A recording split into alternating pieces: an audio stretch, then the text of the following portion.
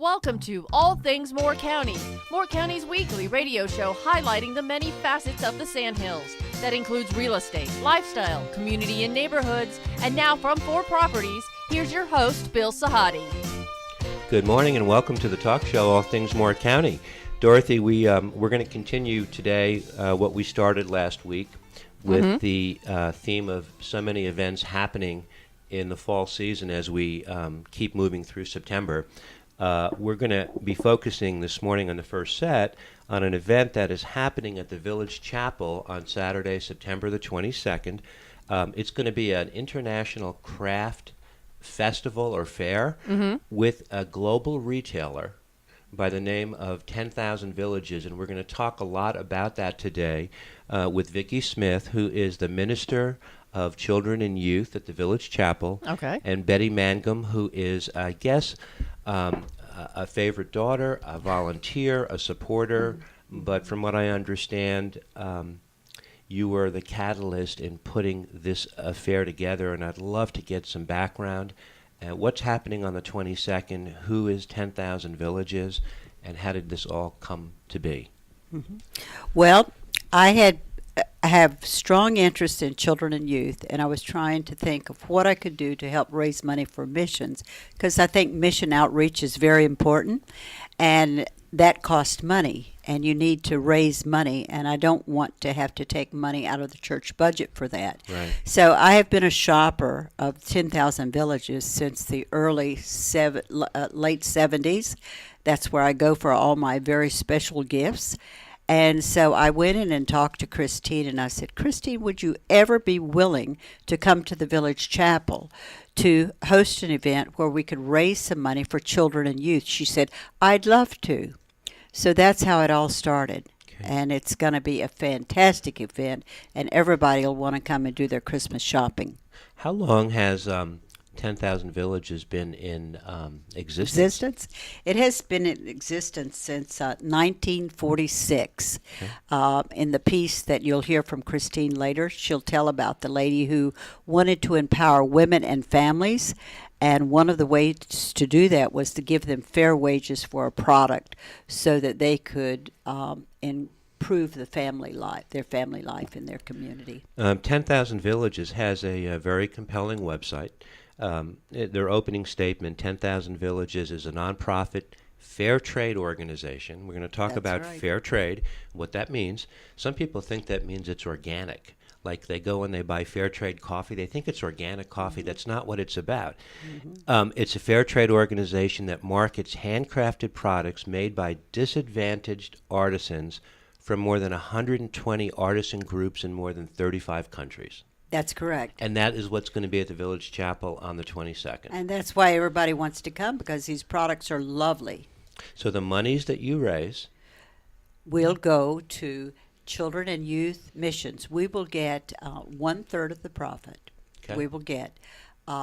So we want to make a big sale, so we make lots of money, so then all our youth would be able to go on mission trips with Pastor Vicki, and wouldn't have to pay for these mission trips, and they could be out serving communities and serving other women and families. So, Vicki, tell me, you're the Minister of Children and Youth. Have you gone on missions with some of the parishioners? Well, not so much with the parishioners as we are with the children and the youth. Every year at summertime, we like to take our children and youth to missions camps. And on these camps, they go out and they serve in the community and help people that need help with yard work and construction, painting, various projects, feeding at the food banks and things like that. So it's a wonderful opportunity for the children to get out and learn how to serve others.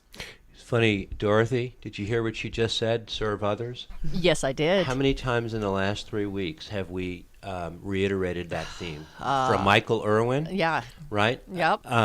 About getting outside of yourself and sharing with other people. Yeah. It's the antithesis of what entitled kids or people do. Yes, it is. Right? Yes, it is. And the more self-absorbed people are, the more nuts they can become. I mean, honestly. It's true. So you hit on a theme that we speak a lot with students here in Moore Yes. County, and every teacher, coach, and mentor I speak to, they're all trying to get kids to share, and it's eyeball Yes. to eyeball, not electronic. That's right. That's right. I think it's so important to be hands-on Right. and to get out and to help others, because there's a lot of things that can happen to you and in development as a young person. And so we are certainly encouraging that, and it's Christ-like to do that. It's what we're trying to teach our kids. Betty, you mentioned that the church retains 1/3 of the profits. Yes, and it'll go strictly to children and youth ministries. And the reason I bring the profit aspect up is because how the prices are set for the artisans is an important distinction to make. Right. It's fair priced, and what they do, they go into various countries and work with the women to see what products they could make. They pay them 1/2 to begin the product, and when the shipped product comes to America, then they pay it in full. So if you were to go in their store and saw something on sale, even though the local store could decide that product was on sale, let's say for Christmas in July, they had nativity scenes, that doesn't mean that they've cut the profits from the person who made it, because they've paid fair market price for the product. So the products are all fair priced. The women and families have good working conditions. 10,000 Villages works with them on design collaboration, so they look good. And the idea is we just want to empower women Right. and families so that they can have good working wages and improve their household conditions. Back in the 90s, I was a jewelry manufacturer, and I used to travel to Hong Kong. And I would see in these sweat factories, grandmother, mother, daughter, all working at the same table. Americans would fly overseas, and they would go over to buy samples or to buy product at these ridiculously inexpensive prices relative to domestic manufacturers. And it broke my heart because they just sat there all day, and it's the opposite of what 10,000 Villages is trying to do. And these Americans, and I can see why foreigners sometimes don't like us, they would sit there and they would try nickel and dime on prices where you're at $3 a dozen. I mean, they want, give me $2.75. Really? Heartbreaking. Yeah. Well, it is heartbreaking, and that's why we want to begin this process at the Village Chapel, and hopefully it'll become an annual event, and so that people will know that in September they could always come and shop, and I encourage people to come because we're going to have everything Yeah. from lamps, jewelry, purses, Yeah.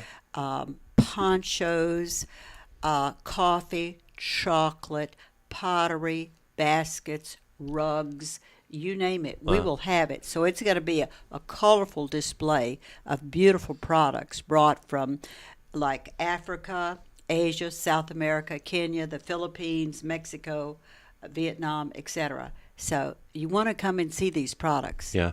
Let's listen to Christine Ashwood. She had an occasion to speak with Al, and he did a great job of getting some real good information out. So this is Christine Ashwood from 10,000 Villages and Al Mangum. Bill, we're talking to Christine Ashwood, who is the Executive Director of 10,000 Villages International Craft Events, and she's here to tell us about what's going to be happening in Pinehurst very soon at the Village Chapel. But right now, I want to talk to her about some history of the organization. Hi, Al. Thanks for having me today. 10,000 Villages is a company that was formed back in the mid-1940s by a Mennonite woman named Edna Ruth Byler, and she found her first fair trade goods, or made her first goods fair trade, from a trip to Puerto Rico that she made. She bought all this beautiful embroidery, and she paid the women fairly for it because she could tell that selling it in the markets that they were getting bartered down so low that she knew that they weren't making any money. And so she paid a fair price for the product. She came back to Lancaster County, Pennsylvania, and she sold it out of the trunk of her car after church services. Oh, wow. Now, the Mennonites were involved in some respect, And right? she was a Mennonite. Okay. So it came out of the Mennonite church, and it came out of the Mennonite Central Committee. And so after sort of in the 60s and from the 60s into the 70s, when the Mennonite Central Committee were in these developing countries like Bangladesh and India and Vietnam, Kenya, etc., they saw that the folks were making these beautiful crafts, and they wanted to make a pipeline, a fair trade pipeline, to bring them to the United States for North America consumers. Okay, tell me what you mean by fair trade now in this situation. Terrific. So fair trade is different than free trade in that we are not looking to pay the least amount of money to the producer.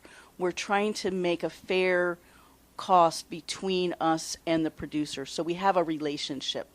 So fair trade means fair wages for the producers, safe working conditions, which for me is as important as anything. No child labor. They make things with sustainable products and sustainable practices. Gender equity, so men and women are paid equally. And it just kind of goes from there. But everybody who's involved in this worldwide agrees on these 10 principles. Wow. Now, they are artisans in many different categories. What would that be? Many different categories. So we have artisans who work with copper. We have artisans that work with textiles. We have artisans that work with ceramics. Of course, we have jewelry makers and scarf weavers. So we have all kinds of crafts, and they come from Bangladesh and India and Laos and Cambodia and Kenya and Cameroon and Burkina Faso and Pakistan and the West Bank, and so really from all over the world, wherever people need a way to supplement their income. And these are developing countries in Africa and Asia, exactly, and South America, right? Exactly. Okay. And so one of the interesting things that we've seen over the history of 10,000 villages, and I'll just talk about Bangladesh for a moment, when we first were getting baskets from Bangladesh in the late 1970s, early 1980s, the villages, of course, are, it's not just that it's developing nations, but it's the developing parts of the developing nations. And so these folks literally lived like in these grass water paddies, like these intercoastal waterways. And they had nothing. I mean, they lived in floodplains. The kids were real gaunt. The ladies were real small. So fast forward 30 years later, at a recent trip back to Bangladesh, we could see that, the village was beautiful with, brightly colored homes way up on stilts like they should be. The kids all had chubby cheeks. The ladies were all smiling. I mean, what's going on is generationally transformative. It sounds like it for sure. Yeah. Do you travel from time to time? I have traveled from time to time, and one of my favorite trips was to Peru, and that was a few years ago, and we went all over Peru into the artisan villages. We got to meet the artisans, we got to meet their families, and we got to have lunch with them and, enjoy their company, and we saw folks who did textiles and jewelry making and ceramics and wool coiling, and just they make the little alpaca dolls out of alpacas, and so wow. We got to see that as well. Now, what goes on in Cary now with your retail store? Great. So in Cary, we have our retail store, which is open 7 days a week, and we have terrific goods from 10,000 villages, which is what we're really going to be representing here in Pinehurst. At the chapel, but we also have fair trade goods from other fair trade vendors that you wouldn't see on the website. So it's fun for us to explore all of the new avenues of fair trade. And so I make it a point, because our store is smaller than it used to be when we were in Raleigh, because we were in Raleigh for 21 years, to be able to turn the product over quicker. So we bring in 2 to 4 shipments of new goods every week. Well, are there others in North Carolina? Yeah, we do. We have our store in Cary. Then we have 10,000 Villages in Greensboro. We have 10,000 Villages in Montreat, and we have one in Asheville. How many in the U.S.? 60 stores nationwide. Wow. Yeah. Bill, we've been talking to Christine Ashwood, Executive Director of 10,000 Villages in Cary, and thank you so much. Al, thank you so much for taking the time, and we can't wait to see you on the 22nd. Thank you, dear. Thank you, Al. That was a great interview. Christine is a great spokesperson, very articulate and very high energy. It seems like the economic conditions, the environmental conditions, child labor issues, safe working conditions, and equal gender rights for third world nations is first and foremost what the impetus for the growth of 10,000 villages is. That's exactly right. Yeah. And that's what the church is about, too. Yeah. We're in empowering Christian people, so. The event is September the 22nd. It's going to be held at the Village Chapel, 10 Azalea Road in Pinehurst from 9 a.m. to 5 p.m. all that day. And people can also go to their website They can. to and preview.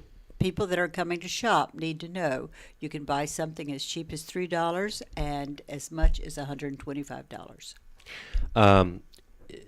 We hope the weather is going to be perfect fall weather. Late, the autumn season here to me is the prettiest season of the year, and it's probably the longest season of the year.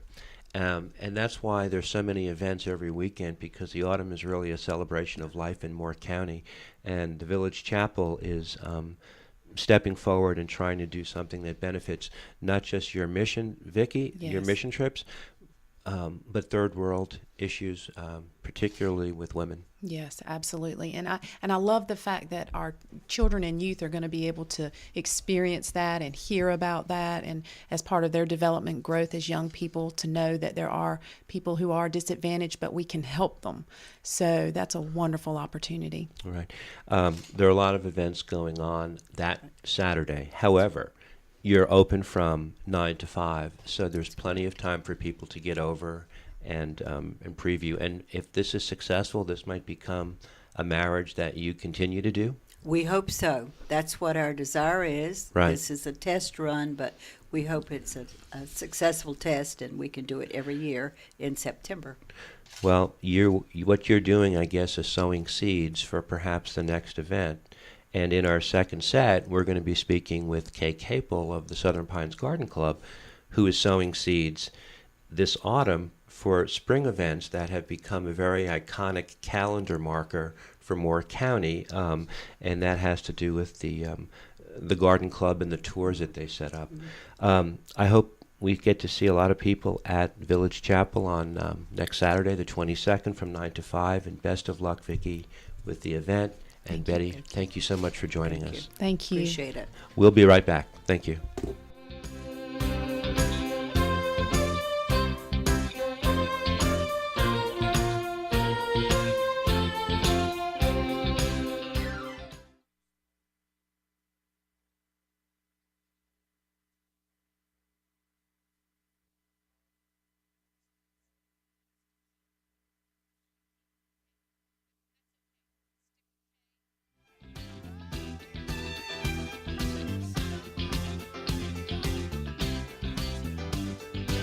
That's right. Welcome back to our second set of All Things Moore County. Dorothy, I hope you're in town next weekend. I'm going to try to be. There are going to be a lot of events going on. It sounds like it's going to be busy. This particular event sounds like it will be actually very interesting. Not a lot of product that people here get to see all the time. No. All under one roof. I'm curious to see what they've got available. Yeah. We referenced the Village Chapel, sowing seeds for perhaps a future event. Mm-hmm. Kea Capel is here with us today from the Southern Pines Garden Club. And a couple of weeks ago, got a call. And, it was still summer. It was hot. I was standing outside at a house in the village. And she was inquiring about a couple of properties that I'm affiliated with through real estate, and just starting the process of trying to create a lineup for 2019 Mm-hmm. for specific homes that are iconic in nature and would, I guess, fit the bill for the 2019 garden tour. Mm-hmm. And the more we got to talking, I was taken back because we're just going into Labor Day, and here we are talking about a spring event that is very well known. Well, the years flies by, so she's got to get on it.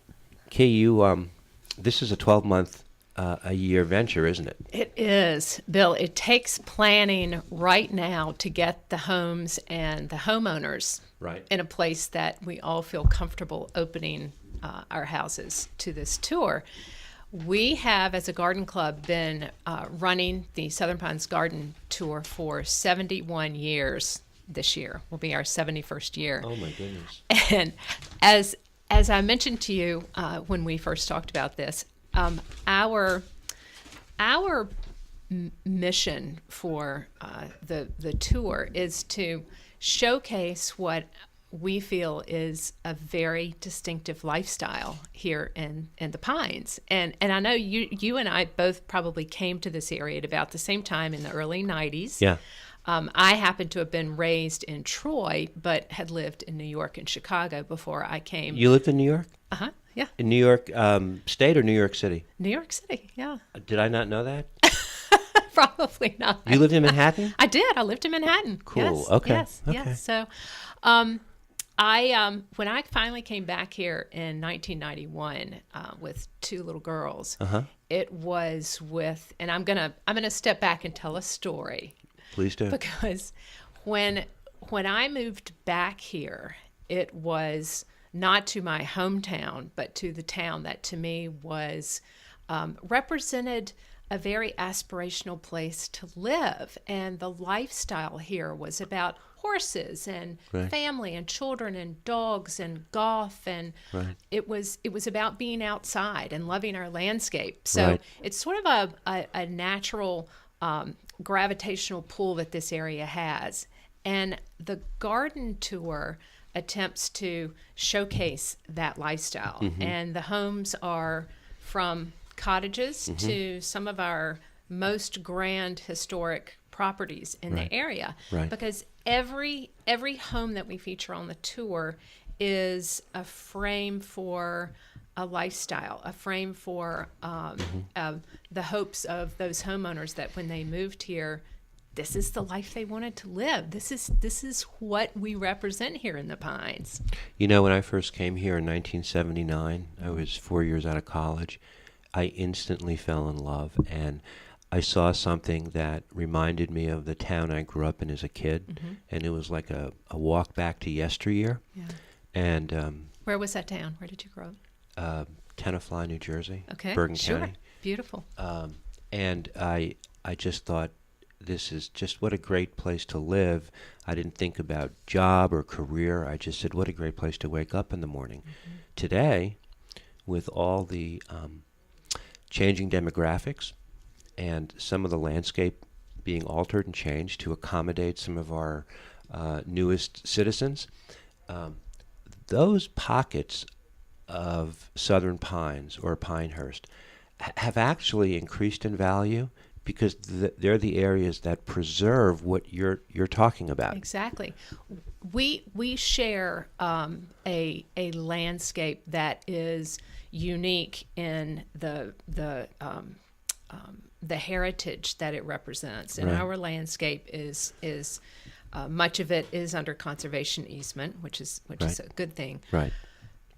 I think so. A role that all of our local garden clubs play, and that Southern Pines Garden Club has played for the past 71 years, is that we help people see this landscape in a new way. That we help them experience living here in Southern Pines and Pinehurst and Aberdeen in the way that that these communities were founded.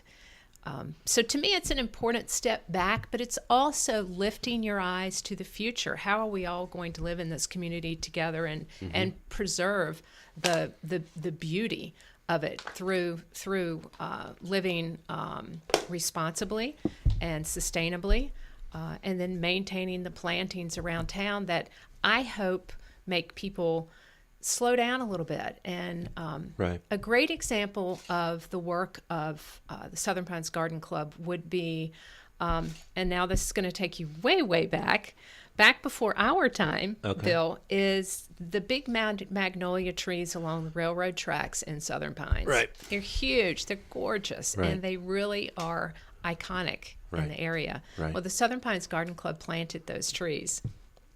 many, many years ago, as well as the azaleas and the other plantings along the railroad tracks.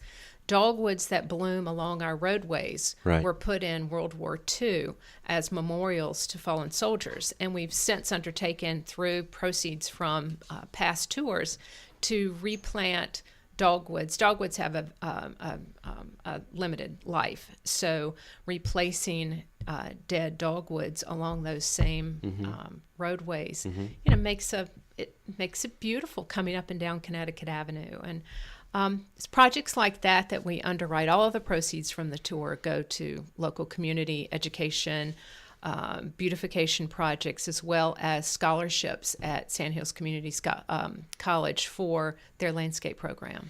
This all started 70 years ago. Yes. 1948. Yes. So the club was founded by Buffy Ives, and it was founded through a need from the Moore County Historical Association. Undertook the renovation of Shaw House. Right. Okay. Shaw House is it's an 1882 structure. That's right across the street from the Sly Fox. Exactly. Right. Thank you for that. So the garden club was founded by Buffy Ives, who was contacted to help with the landscaping of that renovation project. So she called some friends. They were all, hands in the dirt gardeners. These ladies got in there, they dug, they planted, they pulled out, they made it beautiful. And since then, the mission of the club has been to work on local beautification projects. So the club has evolved over time, and today, for people who are moving into Moore County or who have been here, it's one of the first rites of spring. The people mark the tour, and it's usually in April. Yes, this year the tour will be April the 13th. That's a Saturday. Okay. From 10 until 4 p.m. The homes that we feature are typically from horse country, Right. to Southern Pines, to the golf communities, whether it's CCNC or Forest Creek or number 9? Yes. Okay. National. National. Right. Pinehurst number 9. And then in Pinehurst in the village. So Right. what we do is we put together a journey, a day's journey of homes and gardens. We've started to expand that tour to include special exhibits at Campbell House. So we work with the Arts Council to showcase local artists. So you can start the tour there, look at the art exhibit. Right. Last year, we hung a retrospective of 70 years of the Garden Club and projects that they'd undertaken. We include Weymouth House and Gardens, and there's special docent tours of the house for that day, as well as the annual Weymouth plant sale. So there's a lot that happens outside of the homes on the tour. The horticultural gardens, we encourage people to stop there. The Given Memorial Library in the village of Pinehurst. All of these stops on the tour are intended to give tour goers a good foundation in what makes these communities feel the way they feel. Yeah. To those of us who live here. It sounds like a very appropriate way to pay homage to the history here and take people back in time a little bit and then bring them up to speed today. But one of the things I've noticed about the garden tour over the years is you step out and you try to present homes, and they are not all of a similar scale. Some of them are grandiose, some of them are perhaps smaller, more manageable, but by showing a representation of different scales of properties, anybody can get great ideas for their own property. And walking through the door of a home that you are given exclusive access to for that day, walking through the door and going, wow, I can't imagine living in a house like this. Right. Contrast that with walking in the door and just thinking, I can do that. Right. I could put that in my home. Right. And there are homes that have been renovated for today's lifestyle.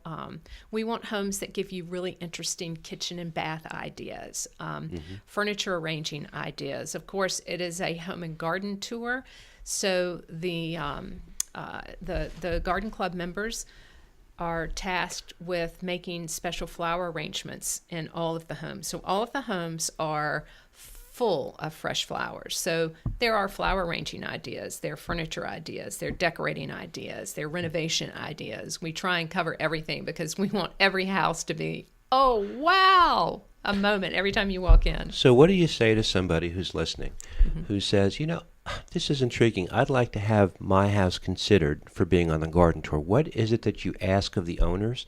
Tell me how that whole process works.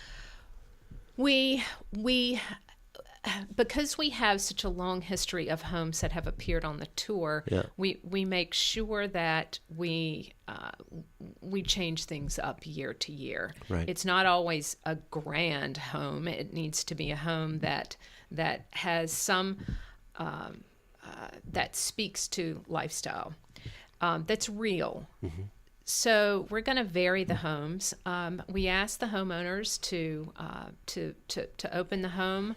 It's always a better idea to let the homeowner go on the tour themselves so that they aren't hanging around the house where we have usually about 600 people come through the tour during the course of a day. Wow.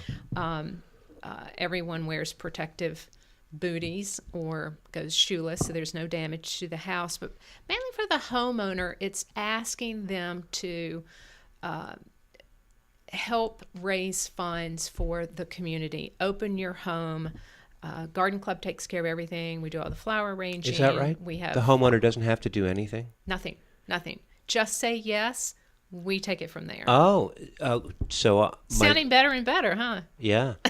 So you just adopt the home and probably you're out there for 3 or 4 weeks prior to the event. Actually, we have this down to a science. So we go in the day before and ask the homeowner if we can have a couple of hours to come in the home and cordon off areas of the home that the homeowner does not feel or they want to show.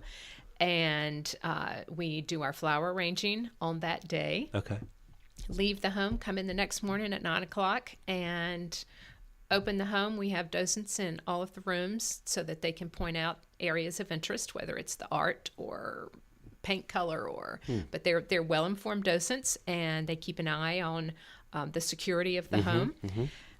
And then at the end of the day, we're gone by 5 p.m. And I have had a home on the tour 5 different times, personally. And it's shocking that 600 people could have come through your home. Right. And you have no idea. There's no sign of anyone ever having been there. At the end of the day. Yes. Yeah, yes. So I say that to point out that the Garden Club is highly professional and highly skilled at conducting this tour. You had a very impressive lineup of homes this year, in 2018, this spring. And when do you think you'll have your lineup for 2019 finalized? Probably before the holidays. Right. It takes, as you noted, it takes a long time to pull this all together. Right. And we should check the website, southernpinesgardenclub.com. Right. And tickets should go on sale by the 1st of February. And all the information will be on the website as well as ticket sales. And it's important to notice or to mention that the yearly tour of homes and gardens in April provides funds for scholarships for horticulture students at Sandhills Community College, as well as professional lectures and local preservation projects. That's right. So it's something we all look forward to, and I will keep my fingers crossed that you're not in a heavy pollen time. April the 13th, to me, it all depends on which way the wind blows, right? Well, I'm going to sound like the Farmer's Almanac when I tell you with all certainty April the 13th this year is going to be spectacular. Okay. Kea Capel, we appreciate you coming by. The Southern Pines Garden Club is really an institution in Moore County, and we'll be looking down the road to see what the seeds you're sowing now will reap April 13th next year. Thank you, Bill. It was a pleasure. Thanks for coming in. Thank you. We'll be back in the third set.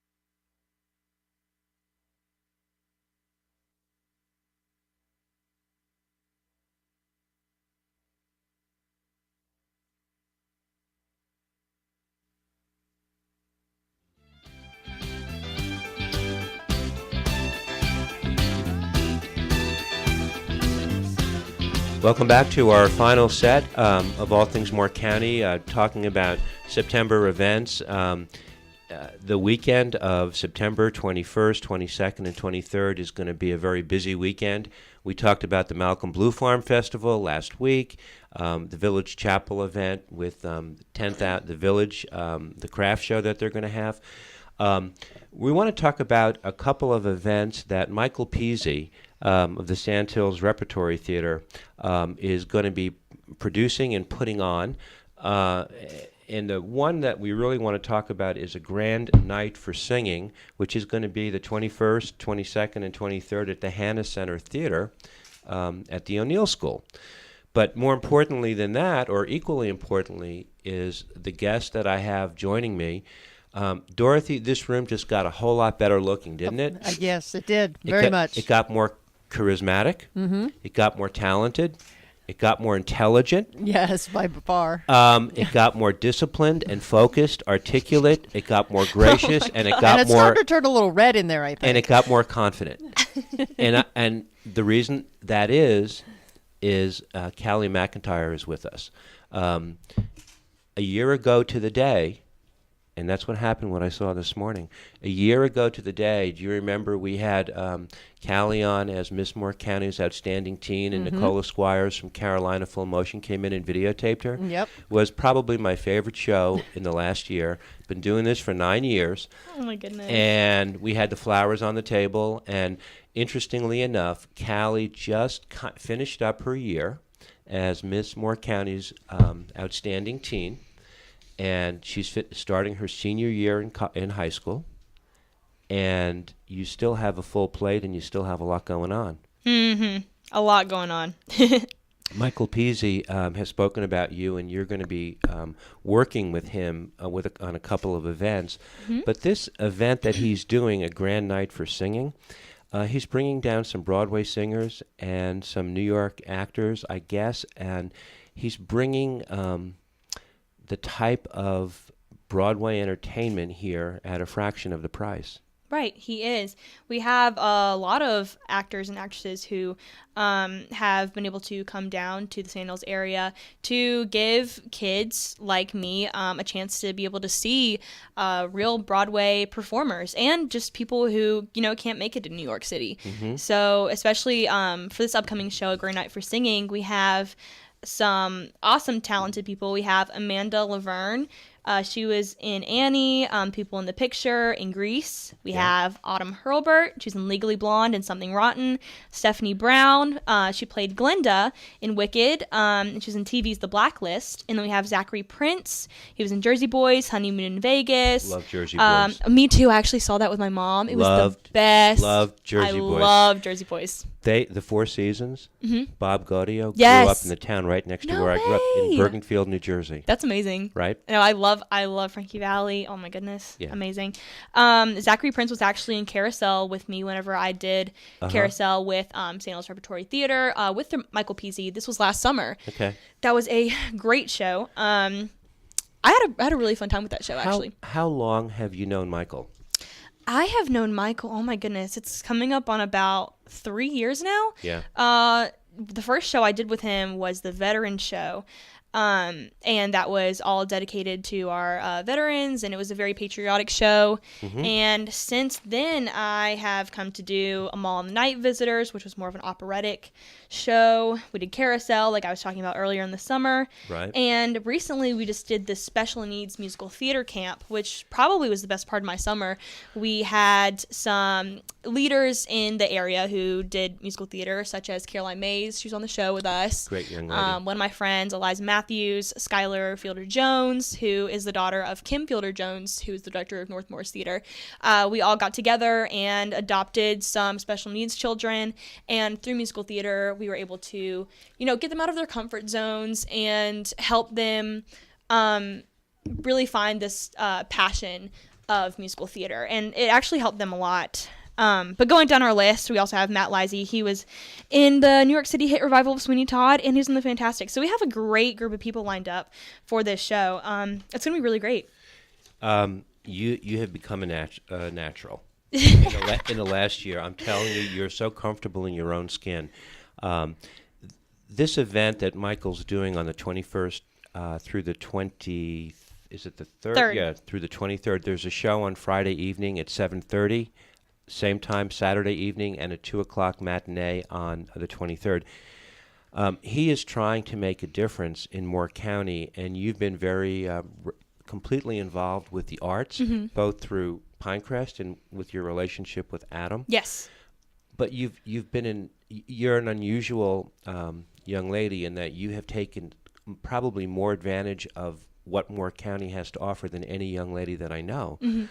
But it's out there for some of your peers if they want to take advantage. We have so much here to offer in Moore County, and you don't even have to go to Pinecrest to get it. We have, Sandhills Repertory Theater, we have Judson Theater, we have we have Imagine Youth Theater, Taylor Dance. We're really growing, especially in musical theater, and I would have loved to have these opportunities younger. I always had theater here, but as I got older, more opportunities started to come out. And so I think kids who really want to do this should take advantage of what we have here in Moore County.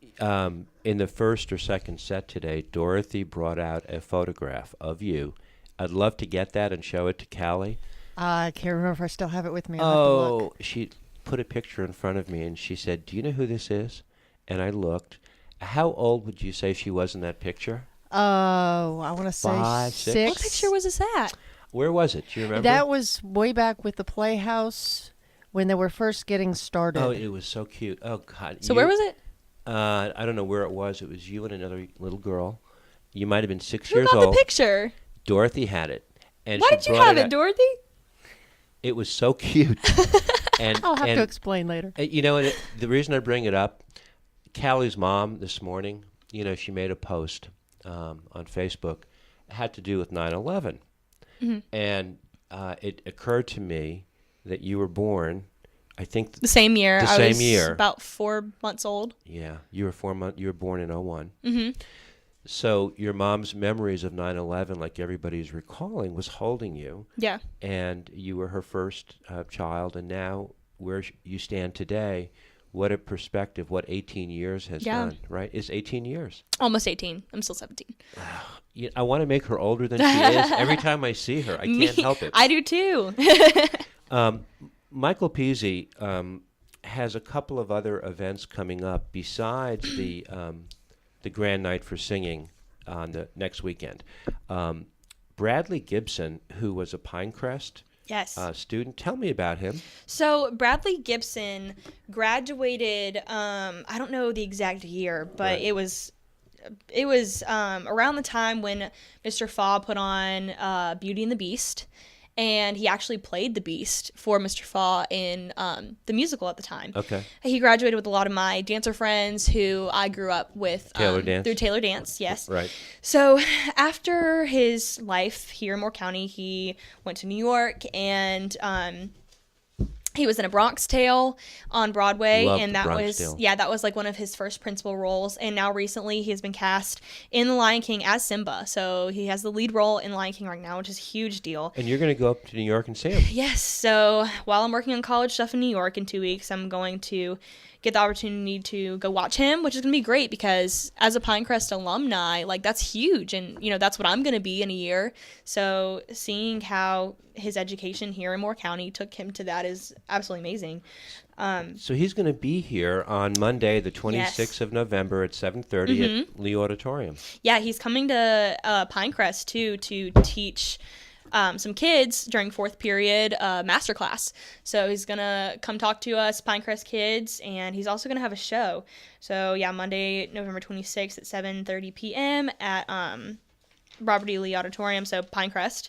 He's going to be there. I'm very excited because and Michael will probably be hearing this, but I've been begging Michael to let me, liaison him around, be his little helper for the weekend. So right. I'm just going to be, helping Bradley with anything he needs. And as kind of the publicity director and communicator for Pinecrest right now, I'm really going to try to get some good advice from him to pass on to our students. Right. You're also going to be involved with another production, the Andrew Lloyd Webber on Broadway show. Tell me about that. So he is starting this show because, I mean, Andrew Lloyd Webber has so much to offer. There are so many shows. I mean, you have like Phantom, Cats. I will be singing a song with one of my other fellow musical theater people here, Jenna Burns. She goes to O'Neill, and we're supposed to be doing a duet to a song from Joseph and the Amazing Technicolor Dreamcoat. Right. That's also Andrew Lloyd Webber. So I'm very excited about that, to have the opportunity to be in the show with amazing professionals, and I'm excited to see who's going to be coming down to do that. But that's also going to be an amazing show to watch. I'm excited. We've talked about your skill set. You dance, you sing, you act. You're going to be in Snow White. Yes. Coming up. Tell me about that. So Pinehurst right now, our current production is Snow White. It is through the North Carolina Theater competition. It's the conference that we have. It's every fall. So what it is Pinecrest, Northmore, Union Pines, and then tons of other schools around North Carolina all get together and we compete with a 45-minute show or a play. And you either get an honorable mention, which is pretty much like the runner-up, and then you have 2 shows that go to state. So you have like an audience choice and you have a judge's choice. So what we're sending this year is Snow White. I'm actually playing Snow White, so I'm very, very excited about that. It's going to be a great show. So yeah, I think we're going to do really, really well this year. And in a few weeks, I'll be on the show or help out. I don't know, that's to be determined, to talk about that more with some of our teachers who are also going to this competition. And you've organized a show for me in a couple of weeks. And who am I going to be speaking with? And tell me a little bit about the origins of that show. So that one I just kind of put together as like a whole publicity thing, just to try to get the word out about North Carolina theater competition, just so people understand that it's not just Pinecrest, and we have amazing talents at other high schools, such as Northmore and Union Pines. So I'm going to try to get Judy Osborne, who is the director of Union Pines, to come in and talk. I'm going to get Kim Fielder-Jones to come in. And I don't know. I'll see if I'll be on the show. I don't know. If you need me to be here, I definitely will. I think I'm going to need you. Okay. I think the script is flipped. I will be more than happy to be here. Dorothy, don't you think from a year ago? Yes. The script is flipped with this young lady? I mean, I totally could see myself in the room being like, oh, but say this too, say this. She can be my coach. Yes, and then one of the new director at O'Neill, we're trying to get him to come. Great. And then if Mr. Faw can, but if he can't, I will be here and we'll be talking about our production. But just to try to get the word out to everybody in Moore County that we have one of the best counties. Actually, we have the best county in North Carolina for these one-act shows, because we literally sweeped competitions last year with Northmore, Union Pines, and Pinecrest. You know, the direction and the focus that you show and everything that you do is something that all these actors and singers and actresses that Michael brings down, they all have and have had the same level of commitment, and it had to start at a young age because this has to be in your blood. You have to love it. Yeah. And all the people that he's trying to bring here and introduce to Moore County, to me, they probably represent exactly what you stand for. And sitting here talking to you, you're always, charismatic is a great word to use, because you walk into a room and you own it. You know that, right? I try. You don't have to try. You can just walk in. The event in September, again, next weekend, Friday the 21st at 7:30, Saturday the 22nd at 7:30, and a matinee on the 23rd. Tickets you can go on to the website, which is www.sandhillsrep.org. Adult tickets are $40 at the door. They're discounted if you pre-purchase. And there are going to be some other events. The Sandhills Repertory Theater is trying to grow their roots in Moore County. It takes money, it takes donations, it takes the support of a community, and it takes people like you who come in and get involved and talk it up. And when I saw a picture of you the other day with 3 of Tracy Gibson's daughters, when you were working as a lifeguard, I watched those kids look at you, and you have really become a role model for a lot of different age groups. Very impressive. Right? Thank you. I know that shocks you to hear me say that, right? That's the goal. Somebody's got to do it. Yeah, it might as well In my be age. you. So we hope to see you. September is a busy month. Yes, very busy. And we're going to see you down the road. We have you in Moore County for one more year. Mm-hmm. College is on the horizon. Yes, it is. Lots of plans. So Lots of many schools. juggling a lot of things. Monologues and songs and audition cuts and going to New York next weekend to film stuff. So crazy, but it'll be worth it. You know what? The drama comes for free. Yes. And you should just embrace it. You're right. Just embrace it, love it, and where it takes you, it takes you. We'll see you, Calli McIntyre, in a couple of weeks. And, Perfect. Can't wait. Thanks for coming in, and let's get through this weather and enjoy the rest of the month and all the activities that are coming up in Moore County between now and the holiday season. This is All Things Moore County. Have a great week.